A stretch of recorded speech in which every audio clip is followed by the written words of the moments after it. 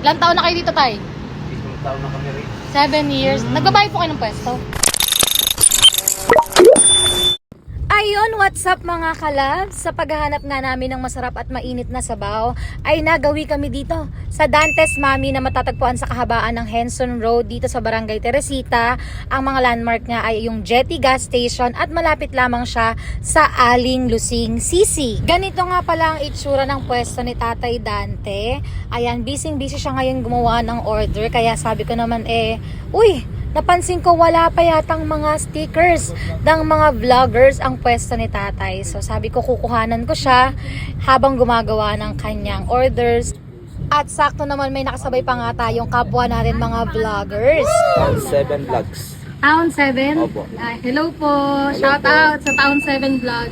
At habang tinatapos nga ni Tatay ang kanyang mga orders, ito nga pala ang presyo ng paninda ni Tatay Dante. Mami 65, Pares 75 with rice na yan, and Goto 65. Kung mahilig kayo sa siomay, meron din silang siomay rice na 45 pesos at mga add-ons na utak, laman, tuwalya, sabon, tabo, my toes, my knees, my shoulders, my head. Charot, tingnan nyo na lang po kung ano-ano yung mga extrang add-ons ni Tatay Dante.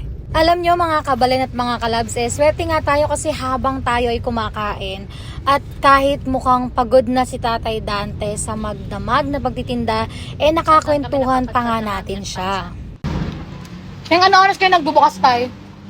Damag kami ngayon, wala kahapon. Walang pahinga? Sa Lunay, minsan nagpahinga kami, wala kami tinta. Dito po talaga pwesto nyo. Ilang taon na kayo dito, Tay?